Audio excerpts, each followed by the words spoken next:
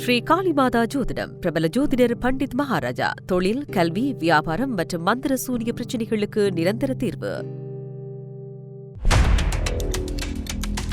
Iran அமெரிக்க மோதல், அமெரிக்க ஆயுதங்களின் வீழ்ச்சியும் முடக்கப்பட்ட ராஜதந்திரமும் மத்திய கிழக்கின் நிலவி வரும் போர் முகங்களுக்கு மத்தியில் ஈரான் மற்றும் அமெரிக்காவுக்கு இடையிலான மோதல் ஒரு புதிய கட்டத்தை எட்டியுள்ளது.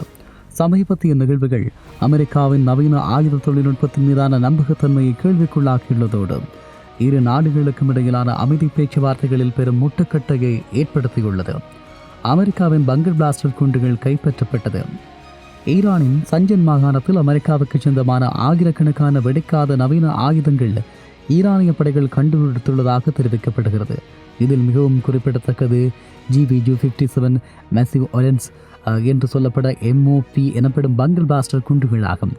தொழில்நுட்ப முக்கியத்துவத்தின் ரீதியாக 30,000 பவுண்டு எடை கொண்ட இந்த குண்டுகள் நிலத்தடியில் மிக ஆழத்தில் உள்ள இராணுவ தளங்கள் மற்றும் அணுசக்தி நிலையங்களை அழிப்பதற்காக வடிவமைக்கப்பட்டவை.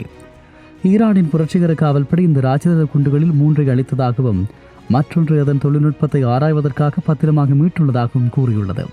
இது அமெரிக்காவுக்கு பெரும் இராணுவ தர்ம சங்கடத்தை ஏற்படுத்தியுள்ளது. அமெரிக்காவின் அதிநவீன போர் விமானங்களான F-15, F-16 மற்றும் F-35 ஆகியவற்றுக்கு ஏவப்பட்ட ஏவுகணைகள் மற்றும் ராக்கெட்டுகளின் இலக்குகள் அடையாமல் அல்லது வெடிக்காமல் ஈரானிய பகுதிகளில் விழுந்துள்ளன. ஈரான் சுமார் 9,500 கிளாஸ்டர் குண்டுகளை செயலிழக்க செய்துள்ளதாக தெரிவிக்கிறது.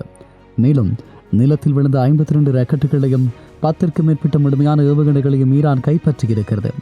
அமெரிக்காவின் ஏவுகணை தொழில்நுட்பம் ஈரானின் வான் பாதுகாப்பு அமைப்புகளால் முறியடிக்கப்படுவதை காட்டுகிறது.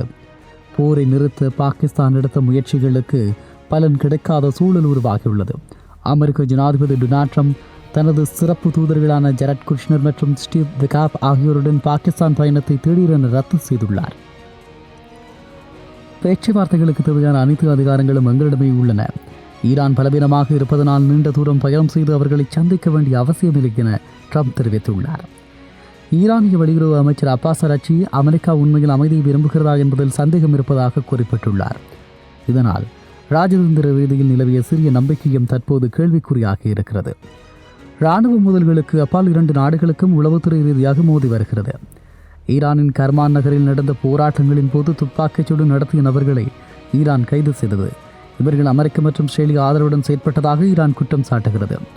அதே சமயம் கசிந்த அமெரிக்க வெளியுறவுத்துறை மெமோ ஒன்றில் பிப்ரவரி மாதம் ஈரான் மீது நடத்தப்பட்ட தாக்குதல்கள் இஸ்ரேலினுடைய பாதுகாப்பிற்காகவே முன்னெடுக்கப்பட்டதாக கூறப்படுகிறது. இது ட்ரம்பினுடைய அமெரிக்காவின் தனிப்பட்ட முடிவு என்ற வாதத்திற்கு முரணாக உள்ளது.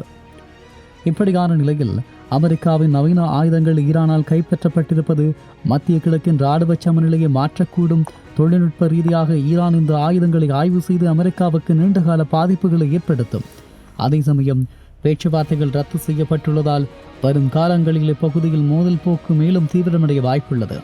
தற்போதைய சூழலில் இரு நாடுகளும் ஒன்றையொன்று வீழ்த்து காத்திருக்கும் ஒரு நிழல் போர் நடந்து கொண்டிருக்கிறது என்பது தெளிவாகும். இப்படியான ஒரு நிலையில் ஹாசிம் ஏவுகணை தளம் மீதான தாக்குதல். ஏப்ரல் மாத தொடக்கத்தில் ஈரான் 1400 கிலோமீட்டர் வரை பாயக்கூடிய ஹாசிம் ரக ஏவுகணை தயாரிக்கும் மற்றும் ஏவும் தளங்களை அமெரிக்க கூட்டுப்படைகள் இலக்கு வைத்தன. இதற்கு பதிலடியாக ஐக்கிய அரபு அமீரகம் மற்றும் பஹ்ரைனில் உள்ள அமெரிக்க தொடர்புடைய எண்ணெய் மற்றும் எரிவாயு கட்டமைப்புகளை IRGC தாக்கியதாக தகவல் தெரிவித்தது. ஏப்ரல் 13 முதல் ஹார்முஸ் நீரிணையில் ஈரான் துறைமுகங்களுக்கு செல்லும் அனைத்து கப்பல்களையும் அமெரிக்கா தடுத்து நிறுத்தி வருகிறது. இது ஒரு மறுதடுப்பு நடவடிக்கையாக அறிவிக்கப்பட்டுள்ளது. பாகிஸ்தான் மத்தியஸ்தம் செய்யும் பேச்சுவார்த்தைகளில் இந்த தடையை நீக்குவது ஈரானின் முதன்மை நிபந்தனையாக உள்ளது. ஏப்ரல் 2ஆம் தேதி ஈரானிய படைகளால் சுட்டு வீழ்த்தப்பட்ட அமெரிக்காவின் F-15E போர் விமானத்தின் 2 விமானிகள் ஏப்ரல் 4ஆம் தேதி அமெரிக்காவின் சிறப்பு படைகளால் வெற்றிகரமாக மீட்கப்பட்டனர். இந்த தகவலை அமெரிக்க மத்திய கட்டளை அதிகாரப்பூர்வமாக உறுதிப்படுத்தியது. ட்ரம்ப் நிர்வாகம் ஈரானில் ஆட்சி மாற்றம் என்பது முக்கிய இலக்காக கொண்டு செயற்பட்டு வருகிறது. குறிப்பாக ஈரானிய குர்தி கிளர்ச்சி குழுக்களுடன் அமெரிக்க அதிகாரிகள் தொடர்பு கொண்டு வருவதாகவும் அவர்களுக்கு ஆயுத உதவி வழங்கி ஈரானின் எல்லையோர பகுதிகளில் உள்நாட்டு தாக்குதல்களை தூண்ட திட்டமிட்டிருப்பதாகவும் செய்திகள் தெரிவிக்கிறது. ஏப்ரல் 21ஆம் தேதி ஈரான், துருக்கி மற்றும் அமீரகத்தைச் சேர்ந்த 14 நபர்கள் மற்றும் நிறுவனங்கள் மீது அமெரிக்க கருவூலத்துறை புதிய தடைகளை விதித்தது. ஈரானின் ட்ரோன் மற்றும் ஏவுகணை தயாரிப்புக்கு தேவையான பாகங்களை கடத்தியதாக இந்த தடைகள் விதிக்கப்பட்டது. இதில் வெனிசுலாவுக்கு ஈரானிய ஆயுதங்களை கொண்டு செல்ல உதவிய பேய் 777 விமானங்களும் அடங்கும். நீடிக்கப்பட்ட போர் நிறுத்தம்.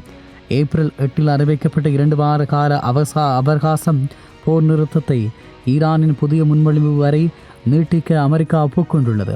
இருப்பினும் ஈரான் தனது யுரேனியம் செறிவூட்டல் திட்டத்தை கைவிட மறுத்து வருவதால் பேச்சுவார்த்தையில் இழுபறி நீடிக்கிறது. மத்திய கிழக்கின் தற்போதைய பதற்றங்கள் வல்லரசு நாடுகளின் மேலாதிக்கத்திற்கு விடுக்கப்பட்ட ஒரு பெரும் எச்சரிக்கையாக பார்க்கப்பட வேண்டும்.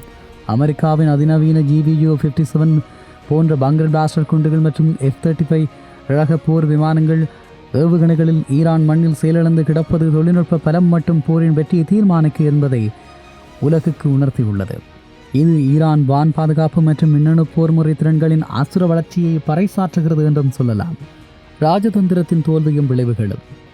ஜனாதிபதி ட்ரம்பின் நாங்கள் வலுவாக இருக்கிறோம் என்ற பிடிவாதமான நிலைப்பாடும் தூதுக்குழுக்களின் பயனரத்துக்களும் ராஜதந்திர பாதையை ஒரு முட்டுக்கட்டைக்குள் தள்ளியுள்ளது. ஈரானை பொருளாதார ரீதியாகவும் இராணுவ ரீதியாகவும் தனிமைப்படுத்த அமெரிக்கா முயலும் அதேவேளையில் ஈரான் தனது நிழல் போர் மற்றும் பிராந்திய கூட்டணிகள் மூலமாக அமெரிக்காவின் வியூகங்களுக்கு பதிலடி கொடுத்து வருகிறது. பேச்சுவார்த்தைகள் முடங்கியுள்ள இந்த சூழல் ஒரு சிறிய தவறு அல்லது தற்செயலான மோதல் கூட ஒரு முழு அளவிலான பிராந்திய போராக வெடிப்பதற்கான சாத்தியக்கூறுகளை அதிகப்படுத்துகிறது. இந்த மோதலின் தாக்கம் வெறும் மத்திய கிழக்கோடு நின்றுவிடப் போவதில்லை. ஹார்முஸ் நீரிணையின் முடக்கம் உலகளாவிய எரிசக்தி விநியோகத்தை நிலைகுலையச் செய்யும் ஆற்றல் கொண்டது. மேலும் அமெரிக்காவின் கசிந்த உளவுத்துறை அறிக்கைகள் காட்டுவது போல இந்த மோதலின் இஸ்ரேல் மற்றும் பிற அண்டை நாடுகளின் நேரடி தலையீடு இருக்குமேயானால் இது உலக பொருளாதாரத்திலும் பாதுகாப்பிலும் ஈடு செய்ய முடியாத பாதிப்புகளை ஏற்படுத்தும். இறுதியாக நவீன ஆயுதங்கள் கைப்பற்றப்பட்டிருப்பதும் ராஜதந்திர கதவுகள் மூடப்பட்டிருப்பதும் ஒரு பெரும் அமைதிக்கு முந்தைய புயலாகவே காட்சியளிக்கிறது. வல்லரசுகளின் பிடிவாதமும் பிராந்திய நாடுகளின் தற்காப்பு வியூகங்களும் மோதிக்கொள்ளும் இந்த புள்ளியில் உலகின் புதிய பனிப்போரை நோக்கி தள்ளப்பட்டுகிறதா அல்லது ஒரு பெரும் அழிவை நோக்கி செல்லுகிறதா என்பது வரும் நாதங்களில் எடுக்கப்படும் ராஜதந்திர முடிவுகளிலேயே தங்கியுள்ளது. அமைதி என்பது தற்போது ஒரு விருப்பமாக இல்லாமல் உலகளாவிய தேவையாக மாறியிருக்கிறது. இதை எப்படி உலகம் சமாளிக்கப் போகிறது, உலகம் எப்படி எடுத்து ஆளப்போகிறது, இவைதான் இப்போது இருக்கும் மிக முக்கியமான கேள்விகளாகும். எப்படியாக இருந்தாலும் உலகத்தின் இருப்பையும் உலகத்தின் பாதுகாப்பையும் நோக்கி நகர்கின்ற ஒவ்வொரு நாடுகளும் இவற்றை மிகப்பெரிய ஒரு வினாவாகவே எதிர்கொள்கிறது. உண்மையில் ஈரானில் அமெரிக்க ஆயுதங்கள் பிடிபட்டிருப்பது மிகப்பெரிய இராணுவ தோல்வியாக கருதப்படுகிறது என்று சொல்லலாம். ராஜதந்திர ரீதியாகவும் இராணுவ ரீதியாகவும் இழப்புகள் ஏற்படுவது மாத்திரமல்லாமல் தோல்வியாக ஆயுதங்கள் கைப்பற்றப்பட்டிருக்கிறது. இப்போது ஈரானின் கைகளில் அமெரிக்க ஆயுதங்கள் இருப்பது என்பது மிக அபாயமான ஒரு காலத்தினுடைய அறிகுறியாகும். இவை பரிசோதிக்கப்பட்டு அந்த தொழில்நுட்பங்கள் கண்டுபிடிக்கப்பட்டால் ஈரான் அப்படியான ஆயுதங்களை தயாரிக்குமாக இருந்தால் மிக மோசமான விளைவுகளை உலகம் சந்திக்கப் போகிறது என்பதை மறுக்க முடியாது. ஆகவே இது எப்படி மாறப்போகிறது, எப்படியான அடிப்படையில் நகரப்போகிறது என்பதனை நாங்கள் பொறுத்திருந்துதான் பார்க்க வேண்டும். உலக அமைதியை விரும்புகின்ற ஒவ்வொருவருக்கும் இப்போது அடிமேல் அடியாக பேரிடி விழுந்து கொண்டிருக்கிறது என்பது மாத்திரமே உண்மையாகும். எப்படி உலகம் தன்னை தற்காத்துக் கொள்ளப் போகிறது. ஸ்ரீ காளிமாதா ஜோதிடம் பிரபல ஜோதிடர் பண்டித் மகாராஜா. தொழில், கல்வி, வியாபாரம் மற்றும் மந்திர சூனிய பிரச்சனைகளுக்கு நிரந்தர தீர்வு.